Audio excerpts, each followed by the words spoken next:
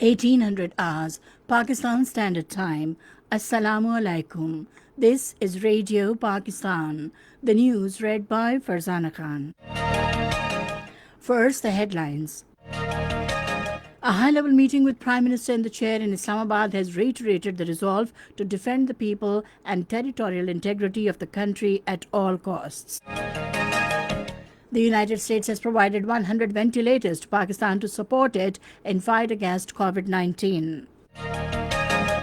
Foreign Minister has called for formulation of a joint strategy at regional level against COVID-19 pandemic. Pakistan completely rejecting the remarks of Indian Ministry of External Affairs spokesperson regarding elections in Gilgit-Baltistan, says Indian government has no locus standi to comment on these elections. In occupied Kashmir, veteran Hurriyat leader Saeed Ali Gilani, utilizing the services of martyred people, youth leader Burhan Wani has reiterated the resolve to take liberation movement to its logical conclusion. Chinese Foreign Ministry spokesperson says China and India should not take any actions that could further complicate the situation in Ladakh. Pakistan believes in peaceful coexistence with its neighbors, but it has the will and capacity to defend its people and territorial integrity. The resolve was expressed at a high-level meeting held in Islamabad today, with Prime Minister Imran Khan in the chair to review the internal and external security situation.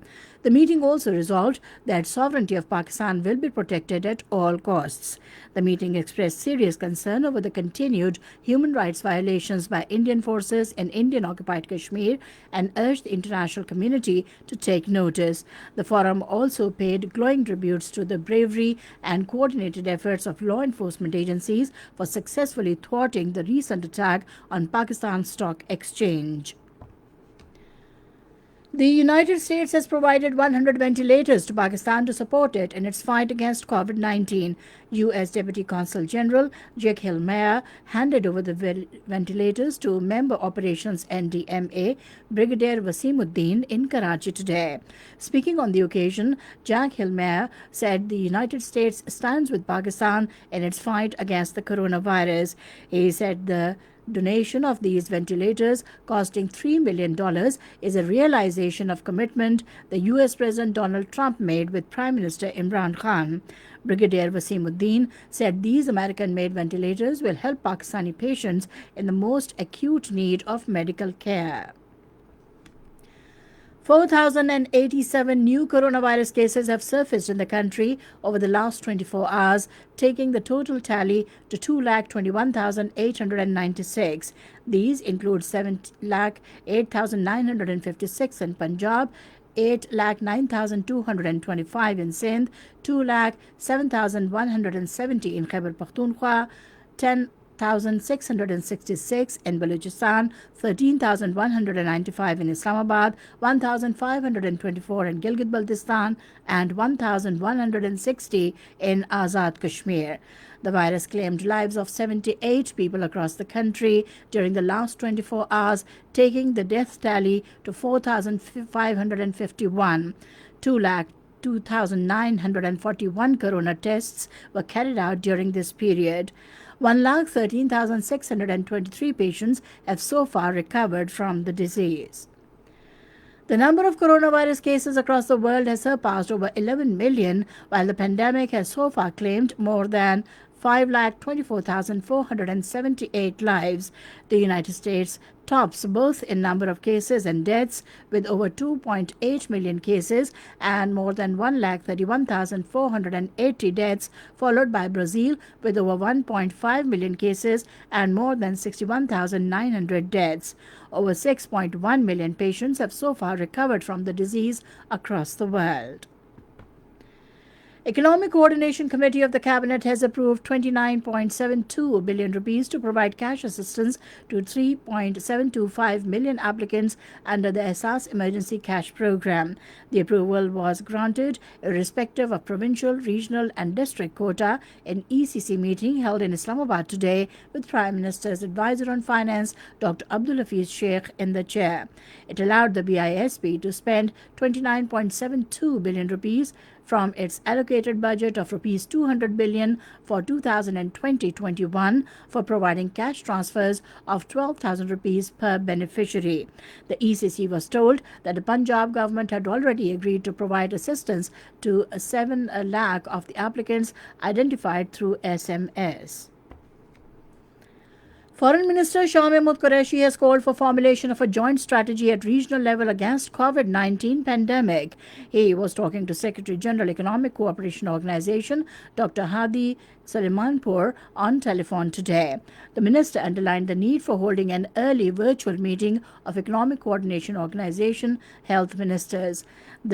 He apprised the ECO Secretary General about the features of Prime Minister Imran Khan's proposal of debt relief to deal with the economic repercussions of COVID-19.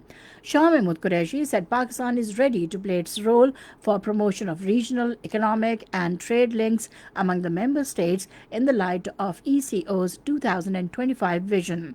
The foreign minister also urged international community to play its due role to rid the oppressed Kashmiris of the Indian tyranny. He said the 8 million innocent Kashmiris have been suffering from a double lockdown since coronavirus outbreak. 20 Sikh Yatris were killed in a collision between a train and a coaster near Sucha Sauda in Sheikhupura this afternoon. President Dr. Arif Alvi, Prime Minister Imran Khan have expressed deep grief and sorrow over the loss of precious lives in the train accident in Sheikhupura. In their separate statements, the President directed to provide best medical facilities to the injured persons of the accident.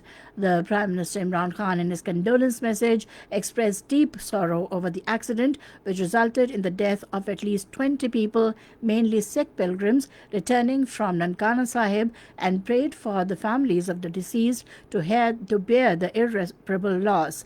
The Prime Minister said that relevant authorities should provide proper facilities to all the families.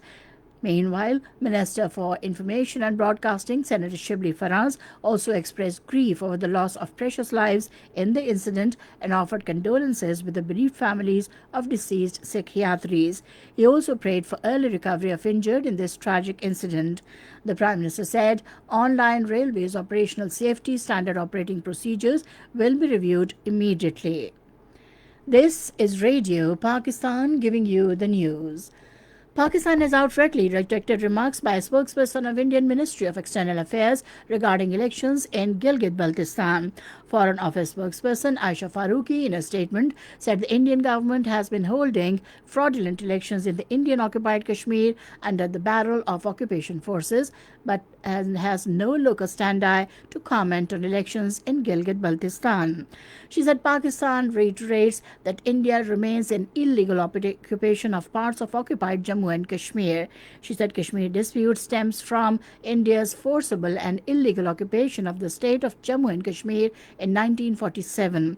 The spokesperson said Pakistan also reiterates that the only resolution of the Jammu and Kashmir dispute is faithful implementation of the relevant UNSC resolutions, recognizing the Kashmiris' right to self-determination through democratic, free and impartial plebiscite under the UN auspices.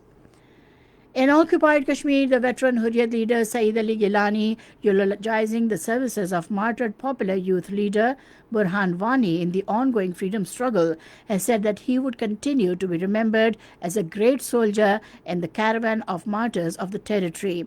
Saeed Ali Gilani, in a tweet today, said that Burhan Wani, like brave youth of Kashmir, would continue to give a befitting reply to the Indian aggression.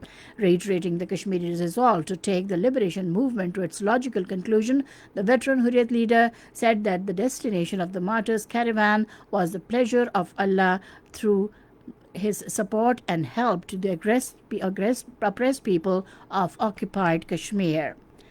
On the other hand, panelists at a webinar called Combating Violence Against Women, organized at the sidelines of the ongoing session of UN Human Rights Council in Geneva, has highlighted the alarming increase in violence against women in occupied Kashmir.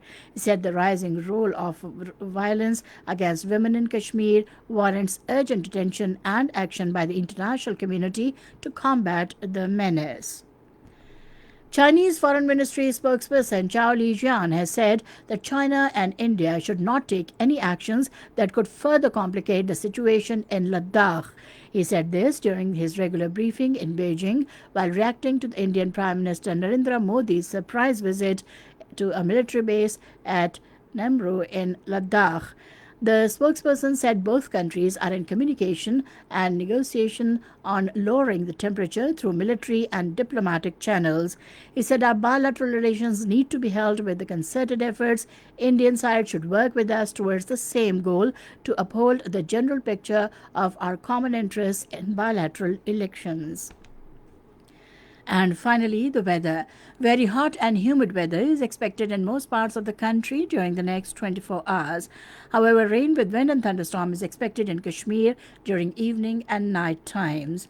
And with that, we come to the end of the news. For more news and analyses, log on to our website, radio.gov.pk, and also watch live video streaming of our bulletins on the link facebook.com/Radio Pakistan News Official.